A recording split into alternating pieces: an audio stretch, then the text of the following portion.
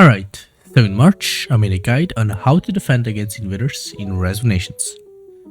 This is basically a follow-up to that video where we'll go into more detail, especially about how to invade. Also, only a small percentage of people are actually subscribed, so if you haven't already, just subscribe. Chapter 1, Defense Recap.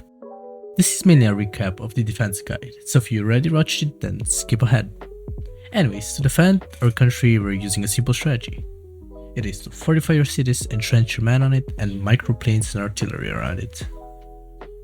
Prioritize fortifying and entrenching in places like jungle or in mountains, as units will get better entrenchment and enemy units will be slower. Chapter 2, Invading. Alright, so first of all, when invading, never, and I repeat, never rush down their entrenched men. You will most likely lose your whole army. And even if you win the battle, you will lose a lot of your men. So what do you want to do instead? Is to either bait them by trying to move to take their capital if it's unprotected, or bring artillery or planes and try to make their entrenched men weaker.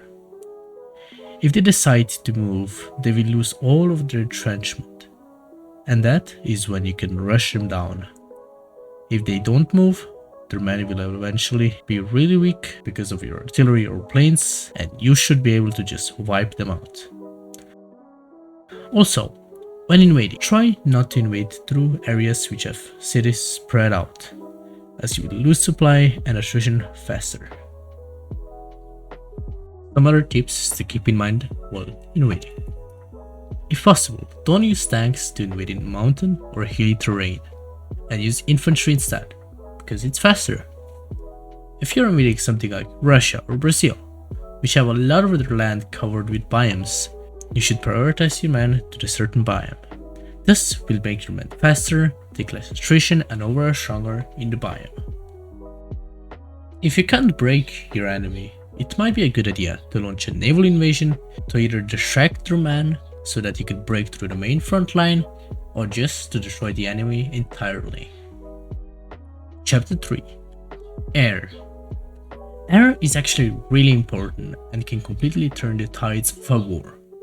It is cheap to produce, except the titanium for the factory, and really effective.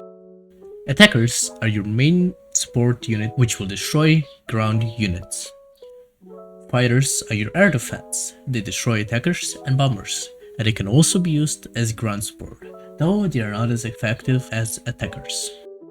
Bombers are basically cheap, less effective nukes, best used to bomb cities which have factories or just large cities in general.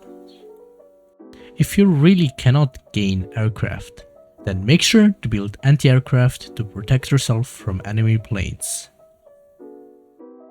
Extra note about planes.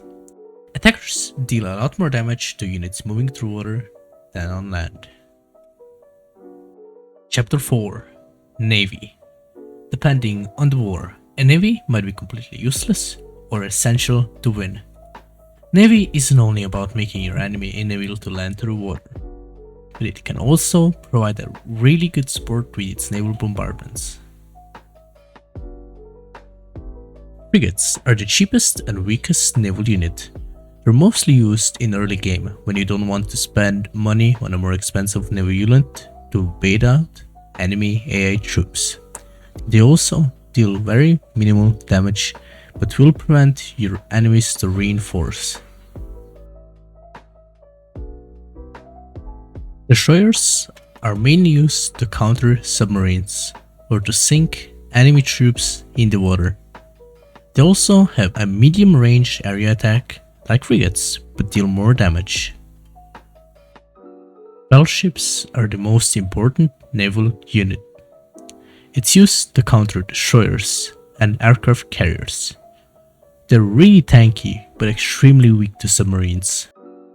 They also have a medium ranged area attack which deals a lot of damage.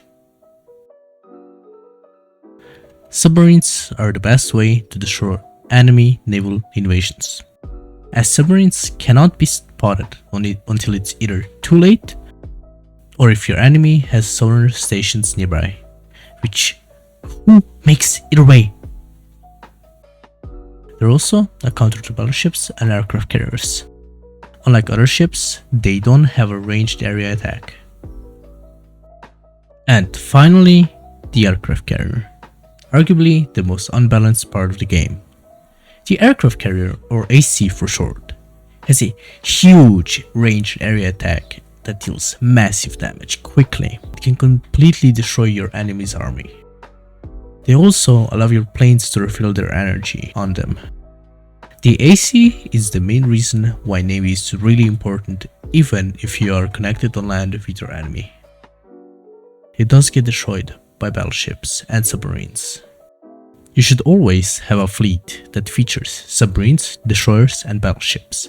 But if you can afford it, add an AC as well, as it will help a lot. Every naval unit has different speeds, so if your enemy is moving their navy, you can try sniping their ACs, battleship.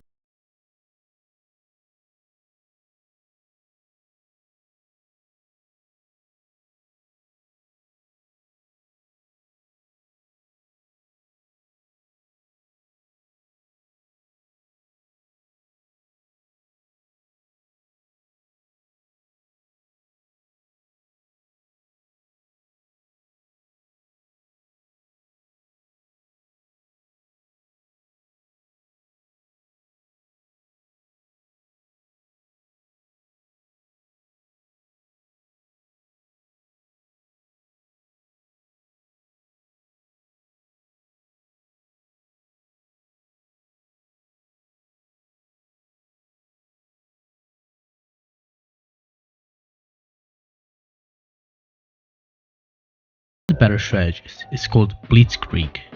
It's basically what the Germans used in World War II, and it can work pretty well.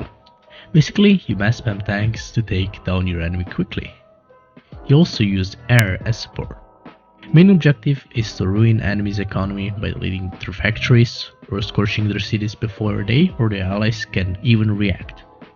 Before you execute the plan, you have to make sure that your economy is strong and that your economy is strong enough to support the invasion.